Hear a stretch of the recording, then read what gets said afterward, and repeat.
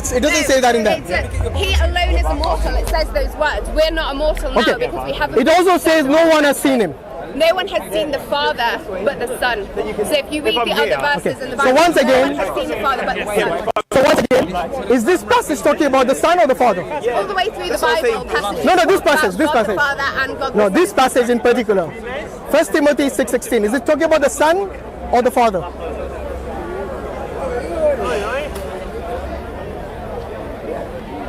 It's talking about the fact that Jesus is at the side of the Father, unapproachable. When he says he alone is immortal, whom no man has seen or can see, that particular passage, is it about the Father or the Son? If it's talking about no man ever having... Don't tell me if.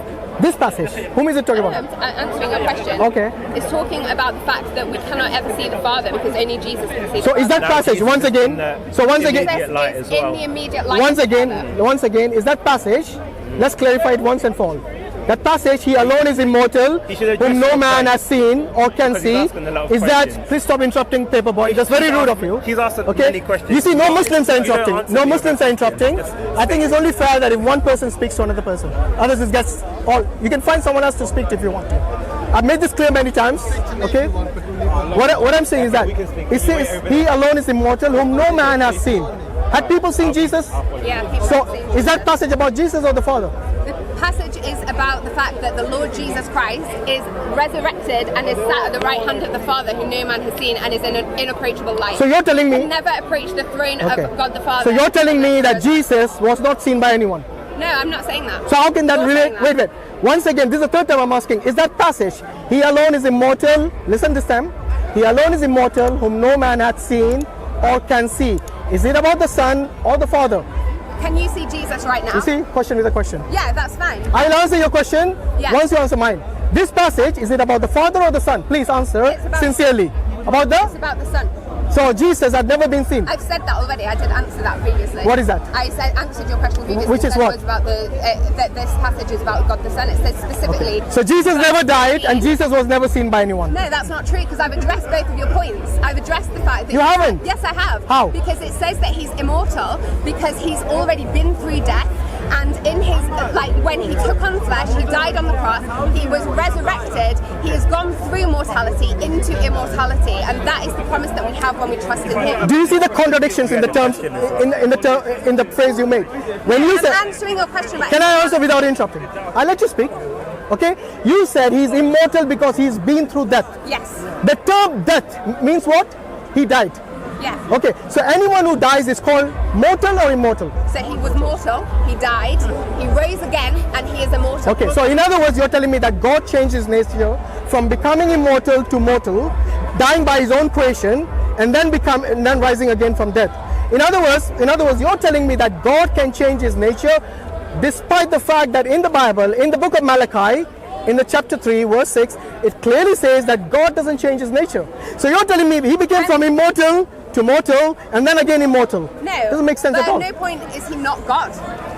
Like, you're assuming that when he died, he was no longer God, and that he changed his nature. Yes, I am saying as soon as immortal becomes mortal, i.e. he dies. No. Let me finish the statement at least. I know, but I've answered your question. No, you haven't. Yes, because I have. You have contradicted yourself. Just because you don't understand my answer. Okay, let me know when you finish. I haven't answered. No, I have understood your answer very well. However, one thing you haven't realized is the contradiction in the statement you made. You said he went through death. Yeah. The term immortal in the English language. I understand. You're doing it again while I'm talking, you're interrupting. I know, but you're reinforcing things. I'm not reinforcing anything. I'm looking at the definition based on the Bible and based on the English language as well.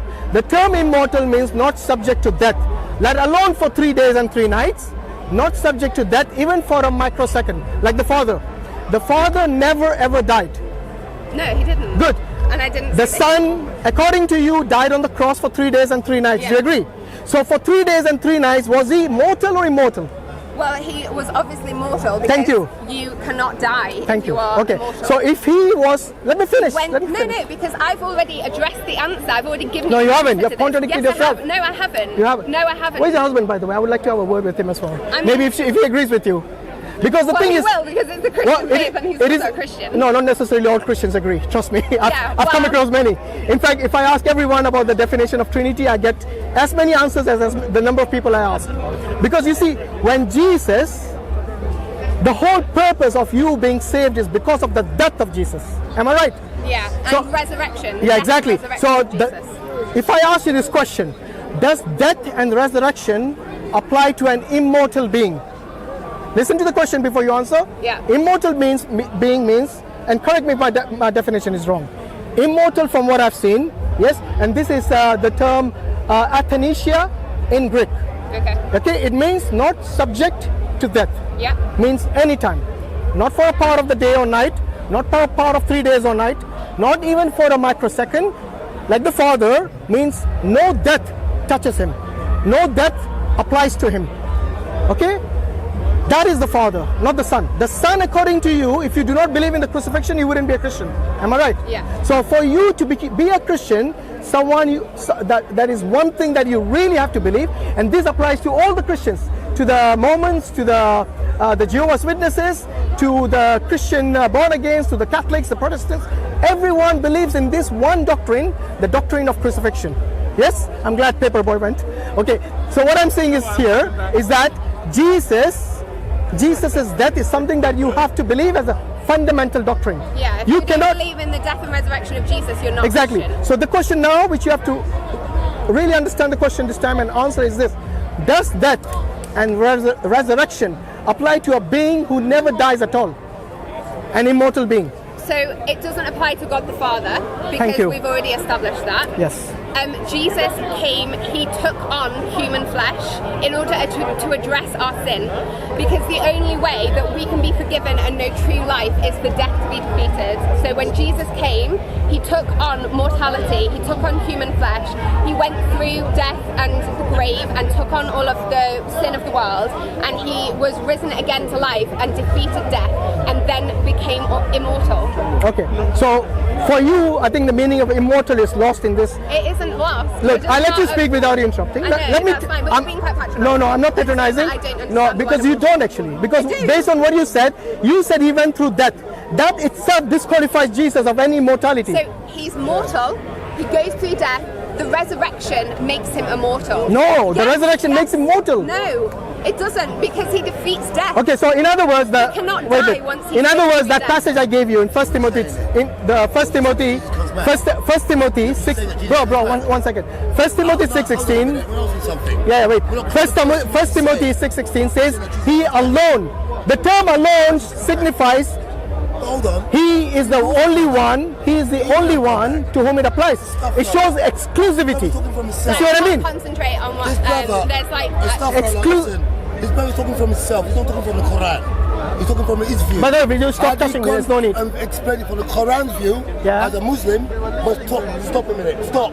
Okay, anyway. I did go on and listen to explain from Sorry, it's getting a little Islamic bit view overly aggressive. from the So Quran. I'm Okay. just going to make Sorry, an no, exit it's alright, and maybe you darling. can talk to someone Yeah, else. but it's all- and- If you want, you can continue this. We don't have to respond to it. Yeah, And that's the no, reason I didn't want many fine. people to interrupt. I've just kind of, I don't think, I've made my point. Yeah. And I wanted to ask it's you. clear to be answered. I'm gonna ask you one question. You can go. That's fine. I do not talk to hecklers. Do you have a spirit? Do you have a I do soul? not talk to hecklers. So anyway, I think with this we probably conclude. The ones who watch the videos. Okay, guys, come Stand in here. here. Come in the side. You cannot. Actually, we only run away.